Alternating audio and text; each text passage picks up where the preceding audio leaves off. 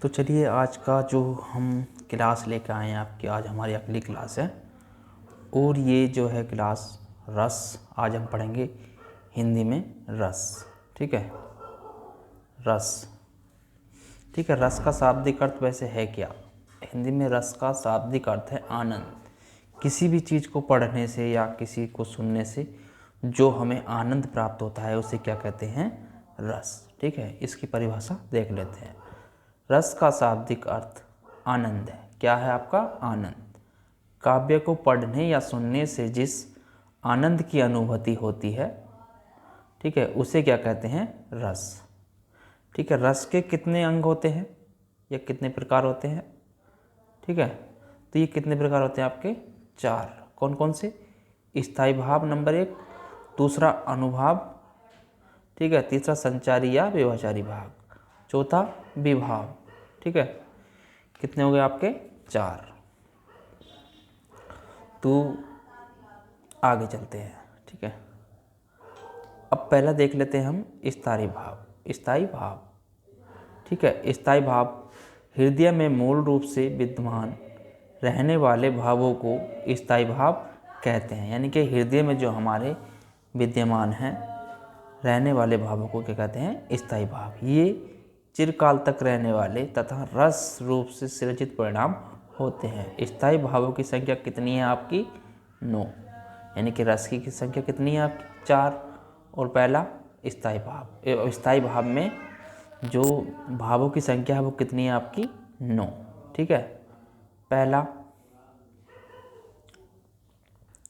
स्थायी रथ, रति श्रृंगार, उत्साह वीर, वैराग्य शांत। ठीक है, तो इसमें कितने हैं आपके? 9। ठीक है, अब आगे चलते हैं। इसमें पहले देखते हैं श्रृंगार रस। अब पढ़ेंगे हम श्रृंगार रस। श्रृंगार रस से क्या है? नायक नायिका के प्रेम को देखकर श्रृंगार रस प्रकट होता है। ठीक है, नायक नायिका का जो प्रेम होता है उसको देखकर जो रस प्रकट होता है उसे कहते हैं हम श्रृंगार रस। ठीक है, श्रृंगार रस के कितने भाग हैं? 2। कितने भाग हैं? 2। कौन से? संयोग श्रृंगार रस और वियोग श्रृंगार रस। ठीक है, अब संयोग श्रृंगार रस क्या है?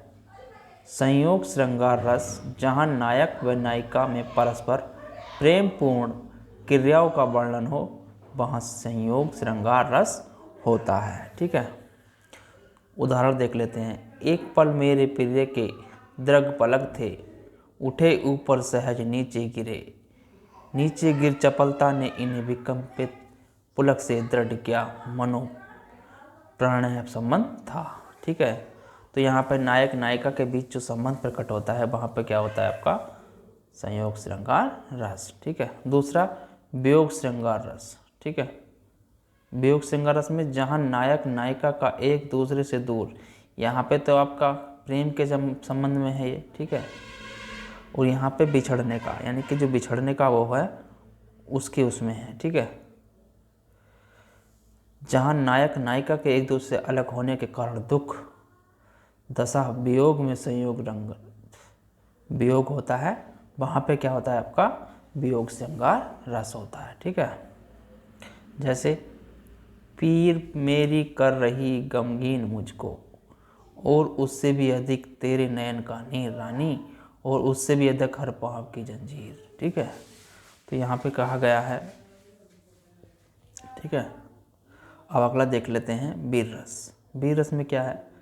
किसी कठिन कार्य को करने अथवा युद्ध के हृदय में निहित उत्साह, स्थायी भाव के जागृत होने से जो स्थायी भाव उत्पन्न होता है उसे वीर रस कहते हैं। ठीक है, उसे क्या कहते हैं? वीर रस। ठीक है, उदाहरण देख लेते हैं।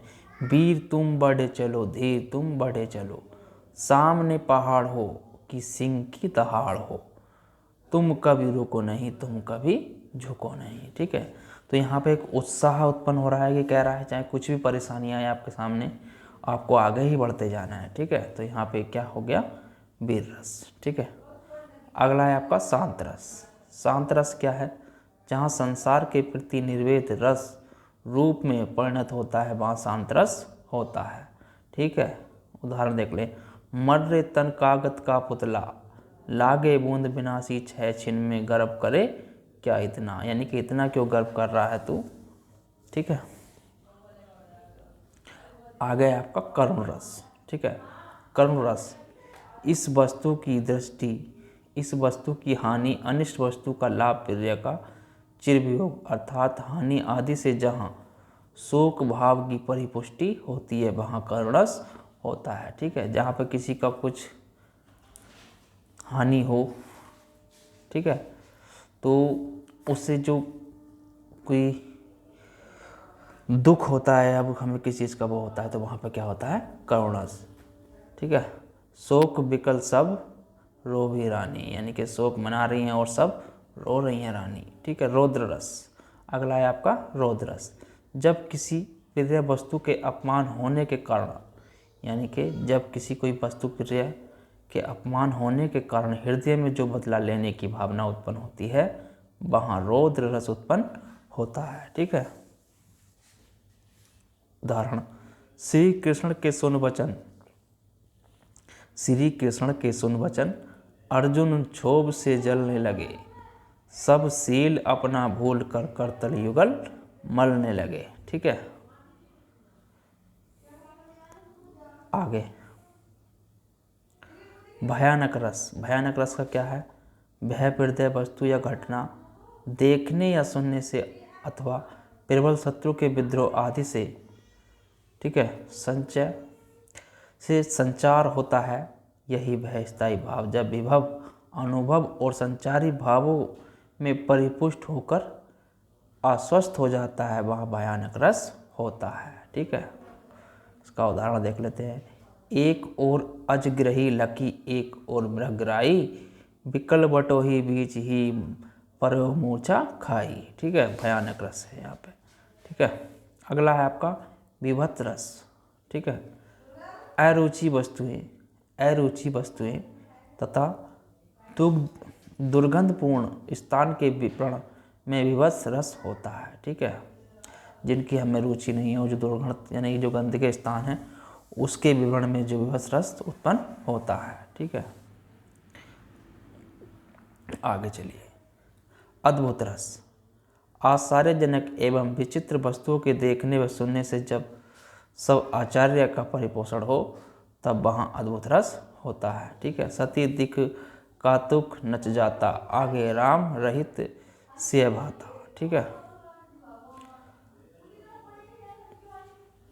हास्य रस, जहाँ किसी काव्य को पढ़ने, देखने व सुनने से, जहाँ किसी काव्य को पढ़ने व देखने सुनने से हृदय में जो आनंद की अनुभूति होती है वहाँ पे क्या होता है, हास्य रस। ठीक है, उदाहरण, मैं महावीर हूँ, पापड़ को तोड़ सकता हूँ, गुस्सा आ जाए तो कागज को मोड़ सकता हूँ। ठीक है, तो यहाँ पे क्या कह रहा है वो, मैं महावीर हूँ, इतना वीर हूँ कि पापड़ को तोड़ सकता हूँ, गुस्सा आ जाए तो कागज को मोड़ सकता हूँ। इसे कौन नहीं कर सकता, किसे हंसी नहीं आएगी चीज़ सुन के। ठीक है, आगे आपका वात्सल्य रस। ठीक है, जहाँ माँ बाप का अपनी संतान के प्रति जो प्रेम होता है उसे वात्सल्य रस कहते हैं। जैसे, बाल दशा देख सुख निरकी जसोदा, पुनि पुनि नंद बुलवाती, अचरा तरपते ढके सुर के प्रभु को दूध पियाती। ठीक है, तो यशोदा जो है वो बेर बेर बुला रही हैं अपने लल्ला को और उसे दूध पिला रही हैं। ठीक है,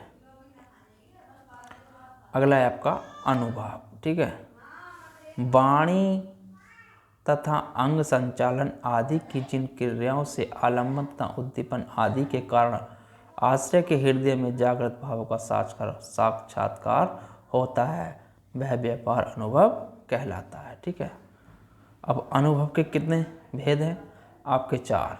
कितने हैं, चार। कौन सा, कायिक, मानसिक, सात्विक, आहार्य। ठीक है, ये आप याद रखिए इतना। ठीक है, अनुभव के कितने भेद हैं, चार भेद। यही पूछा जाता है अधिकतर। ठीक है, प्रश्न आपका इसी पे बनेगा।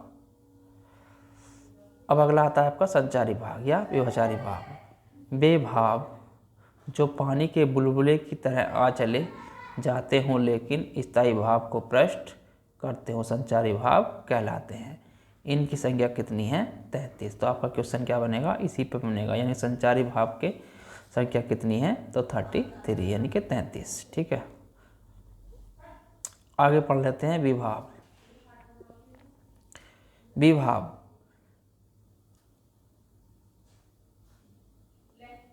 जिसे देखकर किसी भाव का जागरण हो उसे आलम्बन विभाव कहेंगे। जिसके हृदय में यह भाव जागे उसे आश्रय कहते हैं। ठीक है, यह विभाव के लक्षण है। ठीक है, अगला चैप्टर हमारा रहेगा विराम चिन्ह, उसे बाद में पढ़ेंगे। इसको एक बार और देख लेते हैं।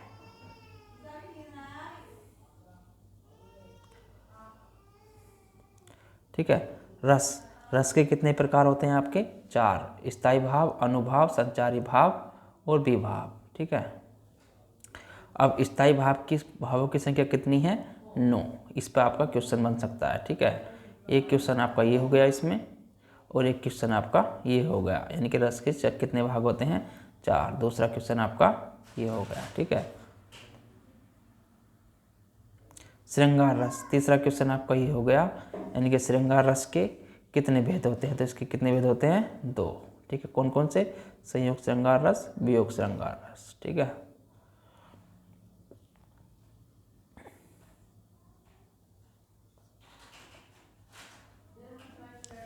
और इसमें आपका ये आपके उसके भाग हो गए 8, 9। ठीक है, ये आपके भाग हो गए।